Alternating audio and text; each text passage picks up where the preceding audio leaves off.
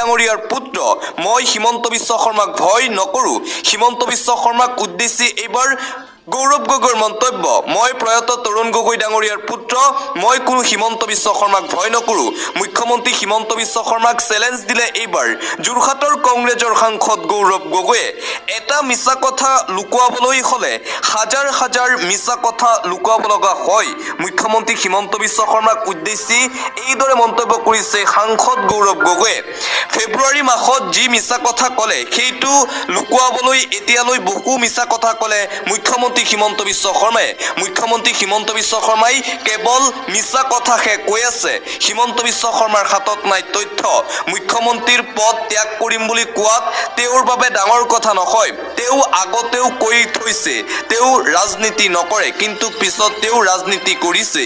তেওঁৰ কথাত এতিয়া মূল্যহীন হৈ পৰিছে।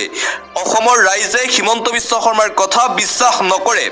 আৰু এইবাৰ হিমন্ত বিশ্ব শৰ্মাৰ বিৰুদ্ধে এইদৰে সৰব হোৱা দেখিবলৈ পোৱা গ'ল সাংসদ গৌৰৱ গগৈক। মুখ্যমন্ত্ৰী হিমন্ত বিশ্ব শৰ্মাৰ মূল উদ্দেশ্য হৈছে প্ৰয়াত তৰুণ গগৈৰ ছবি বিনষ্ট কৰা। সেয়েহে এইবোৰ অভিযোগ উত্থাপন কৰিছে মুখ্যমন্ত্ৰী হিমন্ত বিশ্ব শৰ্মাই। আৰু দুটা SIT গঠন কৰা হোক, এটা মোৰ আৰু প্ৰয়াত তৰুণ গগৈৰ ওপৰত আৰু আনটো মুখ্যমন্ত্ৰী হিমন্ত বিশ্ব শৰ্মাৰ ৰাজনৈতিক যাত্ৰাৰ ওপৰত তদন্ত কৰক SITয়ে। কি পায় দেখা যাওক। মুখ্যমন্ত্ৰী হিমন্ত বিশ্ব শৰ্মাৰ বিৰুদ্ধে এইদৰে সৰব হৈ পৰিছে সাংসদ গৌৰৱ গগৈ। আন এটা গুৰুত্বপূৰ্ণ খবৰ, বাংলাদেশলৈ যোৱাটো অপৰাধ, বাংলাদেশত গ'লে অপৰাধ কৰা হ'ব। বাংলাদেশক লৈ মুখ্যমন্ত্ৰী হিমন্ত বিশ্ব শৰ্মাৰ বিস্ফোৰক মন্তব্য। মহম্মদ ইউনুছ ভাৰত বিৰোধী। ইউনুছৰ কাৰ্যকালত কোনেও বাংলাদেশলৈ নাযাব। শ্বেখ হাছিনা প্ৰধানমন্ত্ৰী থাকোঁতে বাংলাদেশ ভাৰতৰ আটাইতকৈ ভাল বন্ধু আছিল। আনফালে পাকিস্তানৰ পিছত এইবাৰ বাংলাদেশৰ বিৰুদ্ধে একশ্যন মোডত ভাৰত। মহা বিপদত পৰিছে এতিয়া চুবুৰীয়া ৰাষ্ট্ৰ বাংলাদেশ। বাংলাদেশৰ বিৰুদ্ধে কঠোৰ ভাৰত চৰকাৰ। বাংলাদেশৰ বিৰুদ্ধে ইতিমধ্যেই ভাৰত চৰকাৰে গ্ৰহণ কৰিছে মাষ্টাৰ ষ্ট্ৰোক। বাংলাদেশৰ সামগ্ৰী কোনো কাৰণতে প্ৰৱেশ কৰিব দিয়া নহ'ব ভাৰতত। আৰু বাংলাদেশক লৈ মুখ্যমন্ত্ৰী হিমন্ত বিশ্ব শৰ্মাৰ মন্তব্য, এতিয়া কোনেও বাংলাদেশত নাযাব, কিয়নো বাংলাদেশৰ বৰ্তমানৰ যি চৰকাৰ আছে ইউনুছ চৰকাৰ, সেই ইউনুছ চৰকাৰ ভাৰত বিৰোধী। গতিকে এতিয়া কোনো ভাৰতীয় লোক বাংলাদেশত গ'লে সেই লোকজন ভাৰত বিৰোধী হৈ যাব বুলি মন্তব্য মুখ্যমন্ত্ৰী হিমন্ত বিশ্ব শৰ্মাৰ। আন এটা গুৰুত্বপূৰ্ণ খবৰ, শংকৰজ্যোতিক লগাব নোৱাৰিব হেণ্ডকাফ, খৰ্গহস্ত হৈ পৰিল ৰাজ্যৰ মুখ্যমন্ত্ৰী হিমন্ত বিশ্ব শৰ্মা। আছুৰ প্ৰাক্তন সাধাৰণ সম্পাদক শংকৰজ্যোতি বৰুৱাক গ্ৰেপ্তাৰ কৰা হৈছিল। শংকৰজ্যোতিক হেণ্ডকাফ নলগাবলৈ সকিয়নি মুখ্যমন্ত্ৰী হিমন্ত বিশ্ব শৰ্মাৰ। ন্যায়াধীশৰ নিৰ্দেশৰ পাছতেই SPক ধমক মুখ্যমন্ত্ৰী হিমন্ত বিশ্ব শৰ্মাৰ। হেণ্ডকাফ লগাবলৈ কোনে নিৰ্দেশ দিছিল আৰক্ষীক, প্ৰশ্ন উত্থাপন কৰিছে মুখ্যমন্ত্ৰীয়ে। ডিব্ৰুগড় আৰক্ষীৰ SPক কাৰা নিৰ্দেশ মুখ্যমন্ত্ৰী হিমন্ত বিশ্ব শৰ্মাৰ। আছুৰ সাধাৰণ সম্পাদক প্ৰাক্তন সাধাৰণ সম্পাদক শংকৰজ্যোতি বৰুৱাক আজি গ্ৰেপ্তাৰ কৰা হৈছিল। আৰু শংকৰজ্যোতি বৰুৱাক দুৰ্ধৰ্ষ অপৰাধীৰ দৰে হেণ্ডকাফ লগাইছিল আৰক্ষীয়ে। আৰু সেই দৃশ্য সামাজিক মাধ্যমত ভাইৰেল হৈ পৰিছিল। সামাজিক মাধ্যমত শংকৰজ্যোতিৰ হাতত হেণ্ডকাফ থকা ফটো ভাইৰেল হোৱাৰ পিছতেই সমগ্ৰ ৰাজ্যজুৰি সৃষ্টি হৈছিল তীব্ৰ বিতৰ্ক আৰু প্ৰতিক্ৰিয়াৰ। আৰু অৱশেষত মুখ্যমন্ত্ৰী হিমন্ত বিশ্ব শৰ্মাৰ ধমকৰ পিছতে এতিয়া শংকৰজ্যোতি হাতৰ পৰা নাইকিয়া কৰা হ'ল হেণ্ডকাফ। আন এটা গুৰুত্বপূৰ্ণ খবৰ, এটা ব্ৰেকিং নিউজ, বিদেশী নাগৰিকক লৈ কঠোৰ হৈ পৰিছে সৰ্বোচ্চ ন্যায়ালয়। বিদেশী নাগৰিকৰ বিৰুদ্ধে এতিয়া কঠোৰ স্থিতি গ্ৰহণ কৰিছে সৰ্বোচ্চ ন্যায়ালয়ে। ভাৰত ধৰ্মশালা নহয়, বিদেশী নাগৰিকক স্থান দিবলৈ। বিদেশী নাগৰিকৰ স্থান নাই ভাৰতত। অন্য দেশলৈ যাওক বিদেশী, ভাৰতত কোনো স্থান নাই বিদেশী লোকৰ। মন গ'লেই কোনেও থাকিব নোৱাৰিব ভাৰতত। কঠোৰ হৈ পৰিছে সৰ্বোচ্চ ন্যায়ালয়। ভাৰতত বসতি স্থাপন কৰাৰ কোনো অধিকাৰ নাই বিদেশী লোকৰ। শ্ৰীলংকাৰ পৰা ভাৰতলৈ অহা LTTE প্ৰাক্তন সদস্যৰ আবেদন নাকচ। আবেদনকাৰীয়ে ভাৰতত থাকিবলৈ অনুমতি দিবলৈ আবেদন জনাইছিল ন্যায়ালয়ক। ন্যায়াধীশ দীপাংকৰ দত্ত আৰু ন্যায়াধীশ কে সুভাষ চন্দ্ৰৰ বিচাৰপীঠে এই যুক্তিসমূহ খাৰিজ কৰে। আৰু ভাৰতৰ সংবিধানত দেশৰ যিকোনো ঠাইত বসতি স্থাপনৰ অধিকাৰ ভাৰতীয় নাগৰিককহে দিছে। ইতিমধ্যে ইয়াত 140 কোটি জনসংখ্যা আছে। গতিকে বিদেশী নাগৰিকৰ স্থান নাই ভাৰতৰ। বিদেশী নাগৰিকৰ বিৰুদ্ধে খৰ্গহস্ত হৈ পৰিছে সৰ্বোচ্চ ন্যায়ালয়। আন এটা ব্ৰেকিং নিউজ পাকিস্তানত হাহাকাৰ বোমা বিস্ফোৰণত বহুকেইজনৰ মৃত্যু হৈছে বুলি জানিব পৰা গৈছে নিজ দেশতেই হাহাকাৰ লাগিছে এতিয়া পাকিস্তানীৰ ভয়ংকৰ বিস্ফোৰণত পুনৰ কঁপি উঠিল চিৰবৈৰী শত্ৰু ৰাষ্ট্ৰ পাকিস্তান প্ৰাণ গ'ল 4জন পাকিস্তানীৰ আহত হৈছে 20 গৰাকীকৈ পাকিস্তানী নাগৰিক অচিনাক্ত আক্ৰমণকাৰী আৰু পাকিস্তানী সেনাৰ গুলিয়াগুলিৰ মাজতেই ভয়ংকৰ ঘটনা বেলুচিস্তানৰ কিল্লা আব্দুল্লাহ জিলাৰ জব্বৰ মাৰ্কেটত প্ৰচণ্ড বিস্ফোৰণৰ ঘটনা বিস্ফোৰণত ধ্বংসস্তূপত পৰিণত একাধিক দোকান পোহাৰ প্ৰতিষ্ঠান নিজ দেশতেই এতিয়া হাহাকাৰ লাগিছে চিৰবৈৰী পাকিস্তানৰ এতিয়া নিজৰ মাজতেই গৃহকন্দল দেখিবলৈ পোৱা গৈছে এটা পলিটিক্যাল ব্ৰেকিং নিউজ বিটিআৰৰ নিৰ্বাচনত ভাৰতীয় জনতা পাৰ্টিয়ে অকলেই কৰিব প্ৰতিদ্বন্দ্বিতা ইউপিপিএল আৰু বিজেপিয়ে পৃথকে কৰিব প্ৰতিদ্বন্দ্বিতা বিটিআৰত অকলে নিৰ্বাচন খেলিব ভাৰতীয় জনতা পাৰ্টিয়ে বিটিআৰ নিৰ্বাচনত ইউপিপিএল আৰু এজেপিৰ সৈতেও হ'ব প্ৰতিযোগিতা বিটিআৰ নিৰ্বাচন পৰিচালনাৰ কাৰণে ৰাজ্যিক সভাপতিয়ে গঠন কৰিছে কমিটি প্ৰায় 25টা সমষ্টিত বিজেপিয়ে প্ৰক্ষেপ কৰিব প্ৰাৰ্থী আটাইবোৰ সমষ্টিত প্ৰতিদ্বন্দ্বিতা নকৰো ভাৰতীয় জনতা পাৰ্টিৰ ফালৰ পৰা জনোৱা হৈছে এই কথা য'ত শক্তি আছে তাতেই দিয়া হ'ব বিজেপিৰ প্ৰাৰ্থী ইউপিপিএলৰ সৈতে নাথাকে কোনো ধৰণৰ মিত্ৰতা বিজেপিয়ে অকলেই খেলিব বিটিআৰ নিৰ্বাচন ইউপিপিএলেও অকলে কৰিব প্ৰতিদ্বন্দ্বিতা বিটিআৰ নিৰ্বাচনত বিজেপি ইউপিপিএল পৰস্পৰক নকৰে কোনো সমালোচনা যিকেইটা সমষ্টিত প্ৰাৰ্থী দিয়া হ'ব সেয়া সম্পূৰ্ণ প্ৰতিদ্বন্দ্বিতামূলকভাৱে খেলা হ'ব এই সমষ্টিত নহয় কোনো বন্ধুত্ব আৰু ইউপিপিএলৰ সৈতে কোনো ধৰণৰ মিত্ৰতা নাথাকে মিত্ৰ দলসমূহৰ সৈতে প্ৰতিদ্বন্দ্বিতা হ'ব বন্ধুত্বপূৰ্ণভাৱে প্ৰতিযোগিতা হ'ল বুলিয়েই বাক বিতণ্ডালৈ নাযায় বন্ধুত্বপূৰ্ণভাৱে হ'ব নিৰ্বাচন ঘোষণা কৰা হৈছে ভাৰতীয় জনতা পাৰ্টিৰ ফালৰ পৰা পৰৱৰ্তী খবৰ ছাত্ৰ ব্লগাৰৰ ৰূপত পাকিস্তানী এজেণ্ট চোৰাংচোৱাগিৰি কৰি গ্ৰেপ্তাৰ হৈছে 9জন আৰু ইতিমধ্যেই গ্ৰেপ্তাৰ কৰা হৈছে মহাবিদ্যালয়ৰ ছাত্ৰ নামিছে এতিয়া পাকিস্তানী চোৰাংচোৱাত ভাৰতৰ গোপন তথ্য এটাকৈ যোগান ধৰিছে পাকিস্তানক পেহেলগাম কাণ্ডৰ পিছতেই ভাৰতত বৃদ্ধি পাকিস্তানী চোৰাংচোৱা ব্লগ বনোৱা ছ'চিয়েল ইনফ্লুৱেঞ্চাৰ ধনৰ বিনিময়ত হৈ পৰিছে পাকিস্তানী এজেণ্ট দেশজুৰি গ্ৰেপ্তাৰ 9টাকৈ দেশদ্ৰোহী ইতিমধ্যে আৰক্ষীয়ে গ্ৰেপ্তাৰ কৰিছে হাৰিয়ানাৰ পৰা ইউটিউব চেনেলৰ ব্লগাৰ জ্যোতি মালহোত্ৰা কৰা হৈছিল গ্ৰেপ্তাৰ পাকিস্তানী উচ্চায়ুক্তক চোৰাংচোৱা তথ্য যোগান ধৰি সম্পত্তি বৃদ্ধিৰ সপোন দেখিছিল পাটিয়ালাৰ ৰাজনীতি বিজ্ঞানৰ ছাত্ৰ দেৱেন্দ্ৰ সিং ধিনাল 25 বছৰীয়া দেৱেন্দ্ৰই পাকিস্তানী আইএছৰ সৈতে সম্পৰ্ক ৰাখি প্ৰদান কৰিছিল স্পৰ্শকাতৰ তথ্য আৰু এজনকৈ 9জনক গ্ৰেপ্তাৰ কৰিছে আৰক্ষীয়ে আন এটা ব্ৰেকিং নিউজ এই মুহূৰ্তত আহি পৰিছে ৰাজ্যক 30 দিনৰ সময়সীমা বাংলাদেশীক চিনাক্ত কৰি একশ্যন লোৱাৰ নিৰ্দেশ দিয়া হৈছে কেন্দ্ৰীয় গৃহমন্ত্ৰী অমিত শ্বাহৰ ফালৰ পৰা সকলো ৰাজ্যলৈ এই কঠোৰ নিৰ্দেশনা জাৰি কৰা হৈছে সকলো ৰাজ্যলৈ এই নিৰ্দেশনা কেন্দ্ৰীয় গৃহ বিভাগৰ অবৈধ বাংলাদেশীৰ বিৰুদ্ধে একশ্যন লোৱাৰ সময়সীমা বান্ধি দিলে কেন্দ্ৰই 30 দিনৰ ভিতৰত সকলো বাংলাদেশীক চিনাক্ত কৰিব লাগিব প্ৰতিখন ৰাজ্যই কেন্দ্ৰীয় গৃহ মন্ত্ৰালয়ে সকলো ৰাজ্যলৈ জাৰি কৰিলে জৰুৰী নিৰ্দেশনা বাংলাদেশৰ লগতে ম্যানমাৰৰ নাগৰিককো চিনাক্ত কৰিব লাগিব প্ৰতিখন ৰাজ্যই অবৈধ অনুপ্ৰৱেশকাৰীৰ চিনাক্তকৰণ আৰু বহিষ্কাৰৰ ব্যৱস্থা কৰিবলৈ কেন্দ্ৰৰ নিৰ্দেশ অবৈধ বাংলাদেশীক লৈ নিজৰ বিধিগত ক্ষমতা প্ৰয়োগৰ নিৰ্দেশ সকলো ৰাজ্যক এজনো অবৈধ বাংলাদেশী থাকিব নোৱাৰিব কোনো এখন ৰাজ্যত বিএছএফ আৰু আসাম ৰাইফলছৰ সঞ্চালক প্ৰধানলৈ নিৰ্দেশনা জাৰি কৰা হৈছে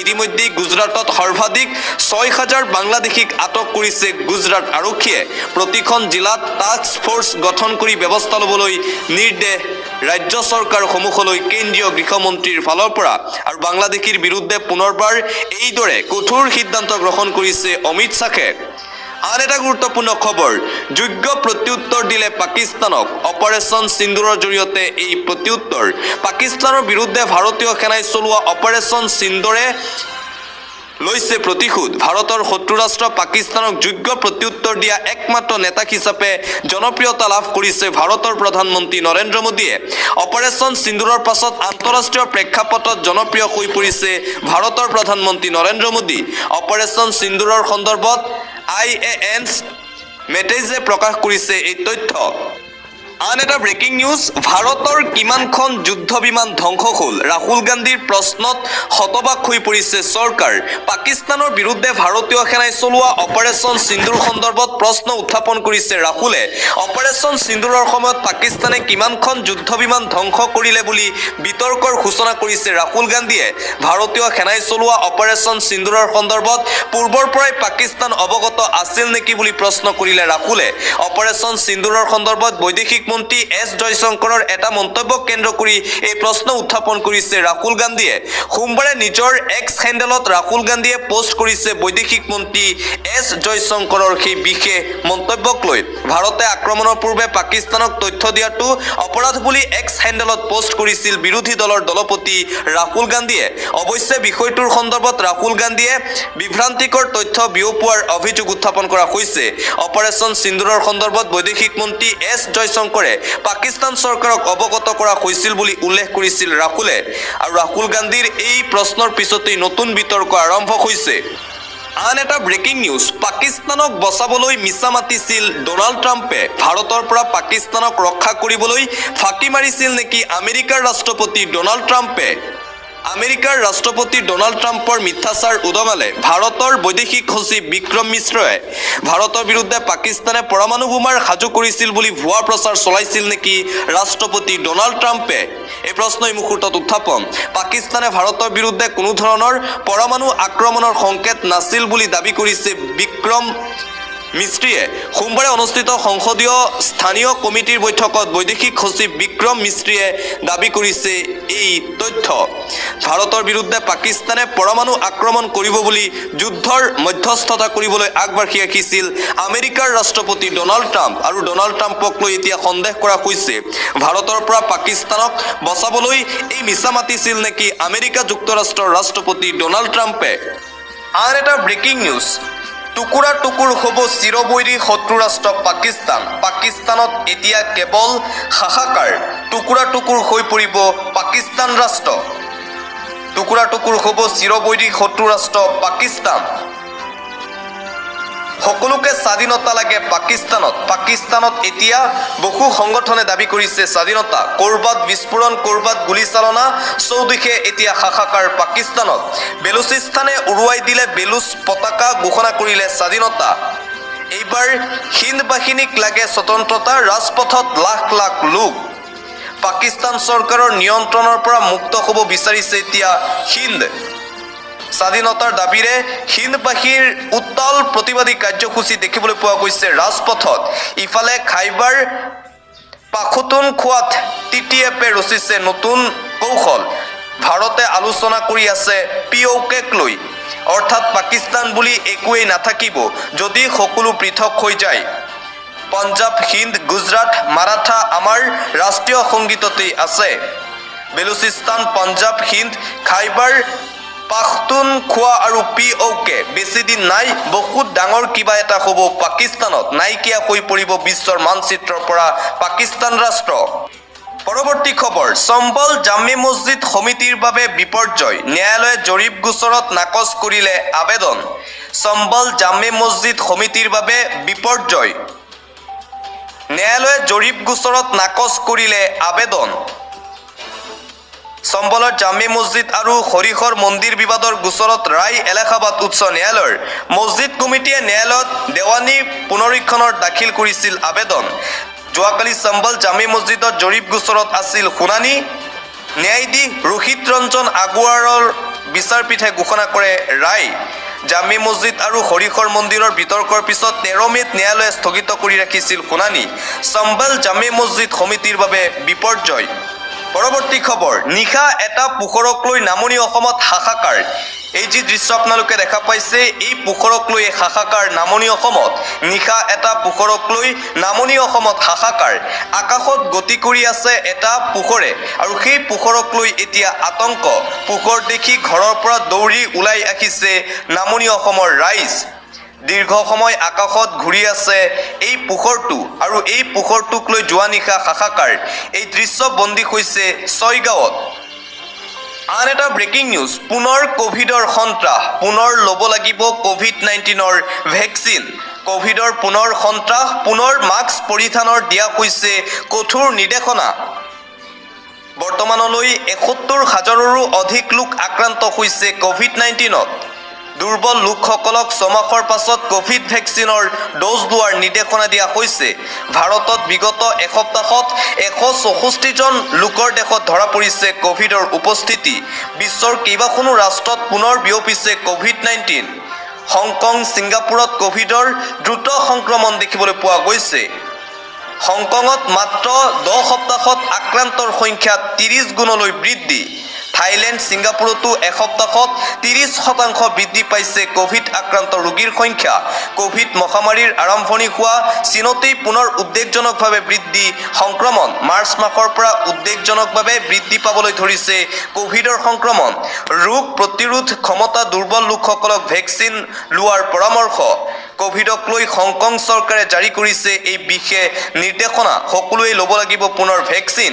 ছিংগাপুৰত বিয়পিছে কোভিডৰ LF7NB1.8। থাইলেণ্ডত বৰ্তমান হাহাকাৰ পৰিস্থিতি কোভিড-19ৰ বাবে। থাইলেণ্ডত কোভিডৰ নতুন সংক্ৰমণত বৰ্তমানলৈকে মৃত্যু হৈছে 19 জনকৈ লোকৰ। আনহাতে কোভিড ভেকচিন তৈয়াৰ কৰিবলৈ ব্যৱহাৰ কৰা হৈছে JN.1 ভেৰিয়েণ্ট। ভাৰততো পুনৰ আৰম্ভ হৈছে কোভিডৰ সংক্ৰমণ। আন এটা ব্ৰেকিং নিউজ, ডাইনী হত্যাৰ বিৰুদ্ধে বৃহৎ একশ্যন। ডাইনী হত্যাৰ গোচৰক লৈ বৃহৎ একশ্যন।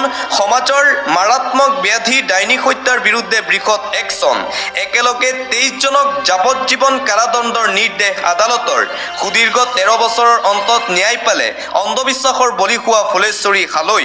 ডাইনী সজাই 23টাকৈ নৰপিশাচে হত্যা কৰিছিল ফুলেশ্বৰীক। 2012 চনৰ 9 ফেব্ৰুৱাৰীত সোণাৰীৰ জলসাত সংঘটিত হৈছিল এই ঘটনা। ডাইনী হত্যাৰ গোচৰত ঐতিহাসিক ৰায় প্ৰদান কৰিছে ন্যায়ালয়ে। চৰাইদেউ ন্যায়িক আদালতৰ এই ঐতিহাসিক ৰায় প্ৰদান। পৰৱৰ্তী খবৰ, ৱাকফ আইনক লৈ আজি পুনৰ অনুষ্ঠিত হ'ব শুনানি। 20 কোটি মুছলমানলৈ আহিব ভাল খবৰ আজিৰ দিনটোত। ৱাকফ আইনক লৈ উচ্চতম ন্যায়ালয়ত হ'ব আজি শুনানি। জয়ৰ বাবে প্ৰতিগৰাকী মুছলমানে কৰিছে দুৱা আল্লাহৰ ওচৰত। আজি প্ৰতিটো মছজিদত দুৱা লাখ লাখ মুছলমান লোকৰ। 20 কোটি মুছলমানৰ পক্ষত আহিব শুনানি। এই আশাত আছে এতিয়া কোটি কোটি মুছলমান। মুছলমান জনতাৰ বিশ্বাসৰ ওপৰত ৰায় দিব বুলি আশাবাদী মুছলমান সমাজ। আজি 20 কোটি মুছলমানক লৈ আহিব এই ভাল খবৰ। আন এটা অতিকৈ গুৰুত্বপূৰ্ণ খবৰ, ফোন কৰি চৰকাৰী পকী ঘৰৰ হিতাধিকাৰীৰ তালিকাত নাম অন্তৰ্ভুক্ত কৰিব পাৰিব আপুনি। আৰু এতিয়া ফোন নম্বৰ জৰিয়তে কৰিব পাৰিব আবেদন চৰকাৰী ঘৰৰ বাবে। চৰকাৰী পকী ঘৰক লৈ আহি গ'ল ডাঙৰ খবৰ। পোনপটীয়াকৈ চৰকাৰক দিব পাৰিব আপুনি অভিযোগ। চৰকাৰে মুকলি কৰিলে অভিযোগ নম্বৰ। এইকেইটা নম্বৰত আপুনি দিব পাৰিব অভিযোগ। ফোন কৰাৰ লগে লগেই সমাধান হ'ব আপোনাৰ অভিযোগ। লিখিতভাৱেও যোগাযোগ কৰিব পাৰিব চৰকাৰৰ সৈতে চৰকাৰী ঘৰৰ বাবে। 5টাকৈ ফোন নম্বৰত দিব পাৰিব পোনপটীয়াকৈ অভিযোগ ঘৰৰ বাবে। ফোন কৰি দিব লাগিব আবেদনৰ সম্পূৰ্ণ তথ্য। জিলাৰ নামৰ লগতে আবেদন কৰাৰ তাৰিখ উল্লেখ কৰিব লাগিব আপুনি। অভিযোগ নম্বৰকেইটা হৈছে, নম্বৰকেইটা ছেভ কৰি ৰাখক। 01123060484, 0112306366026 আৰু এই দুটা নম্বৰ মুঠ 5টা নম্বৰ মুকলি কৰা হৈছে। 180021222366। ইয়াৰ উপৰিও ইমেইল যোগেও আপুনি দিব পাৰিব চৰকাৰী ঘৰৰ বাবে অভিযোগ। pmms@gov.in ৱেবছাইটত গৈ দিব পাৰিব অভিযোগ। ইয়াৰ উপৰিও PMA কাৰ্যালয়ৰ সৈতেও কৰিব পাৰিব যোগাযোগ আপুনি। বিনামূলীয়া চৰকাৰী ঘৰৰ নতুন তালিকাত নাম অহা নাই নেকি আপুনি, তেন্তে আপুনি পোনপটীয়াকৈ চৰকাৰক দিব পাৰিব অভিযোগ। আন এটা অতিকৈ গুৰুত্বপূৰ্ণ খবৰ, চৰকাৰী চাকৰিয়ালে ল'ব নোৱাৰিব বিজেপিৰ কোনো দলীয় দায়িত্ব। জিলা সভাপতিক দিব লাগিব পদত্যাগ পত্ৰ। যিসকল চৰকাৰী বিষয়াই ভাৰতীয় জনতা পাৰ্টীৰ সদস্য হৈ আছে আৰু সদস্য হৈ থাকি কিবা দায়িত্ব লৈ আছে, সেইসকল বিষয়াই শীঘ্ৰেই বিজেপিৰ দায়িত্ব ত্যাগ কৰিব লাগিব। চৰকাৰী চাকৰি কৰা মানুহক বিজেপিৰ দলীয় পদবীত ৰখা নহ'ব। চৰকাৰী চাকৰিয়ালক দলৰ দায়িত্বৰ পৰা অব্যাহতি দিয়া হ'ব বুলি ঘোষণা কৰা হৈছে। চৰকাৰী চাকৰিয়ালে ল'ব নোৱাৰিব বিজেপিৰ দলীয় কোনো দায়িত্ব। চৰকাৰী চাকৰি কৰা নেতা কৰ্মীয়ে জিলা সভাপতিক পদত্যাগ পত্ৰ দিয়ক। চৰকাৰী চাকৰিয়ালক দলৰ দায়িত্বৰ বাহিৰে আন বেলেগ দায়িত্ব দিয়া নহ'ব। ডাঙৰ মন্তব্য মন্ত্ৰী জয়ন্ত মল্ল বৰুৱাৰ। ৰাজ্যত পুনৰ সংঘটিত হৈছে এক জঘন্য কাণ্ড। লম্পট সৌৰভ কলিতাৰ কামনাৰ বলি 14 বছৰীয়া কিশোৰী। ৰাজ্য কঁপাই যোৱা ভয়ংকৰ কাণ্ড। মহানগৰীত পুনৰ ৰাজ্য জোকাৰি যোৱা ধৰ্ষণৰ ঘটনা সংঘটিত হৈছে। লম্পট সৌৰভ কলিতাই কুকাণ্ড সংঘটিত কৰে 14 বছৰীয়া কিশোৰীৰ সৈতে। ঘৰত কোনো নথকাৰ সুযোগ গ্ৰহণ কৰি লম্পট সৌৰভ কলিতাৰ জঘন্য কাণ্ড। 25 বছৰীয়া বিবাহিত সৌৰভ কলিতা আৰক্ষীৰ জালত। নুনমাটিৰ হনুমান মন্দিৰৰ সমীপত সংঘটিত হৈছে এই লজ্জাজনক ঘটনা। ঘটনা সংঘটিত হোৱাৰ দুদিনৰ পাছত পৰিয়ালক জনাইছিল ভুক্তভোগী কিশোৰীয়ে। কিশোৰীগৰাকীৰ পৰিয়ালে নুনমাটি আৰক্ষী থানাত দাখিল কৰে এজাহাৰ। BNSৰ 239/75/76 নম্বৰত ৰুজু কৰা হৈছে গোচৰ। যোৱাকালি আৰক্ষীয়ে গ্ৰেপ্তাৰ কৰে লম্পট সৌৰভ কলিতাক। মহানগৰীত পুনৰ ৰাজ্য জোকাৰি যোৱা এই ভয়ংকৰ ধৰ্ষণ কাণ্ডৰ ঘটনা সংঘটিত হৈছে।